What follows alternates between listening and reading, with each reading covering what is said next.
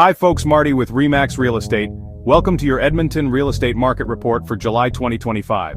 July saw 2,900 sales in the greater Edmonton area, down just 0.5% from June. New listings surged to 4,400, up 7.8% month over month and 20% year over year. Inventory climbed to 7,100 properties, 22% above last year.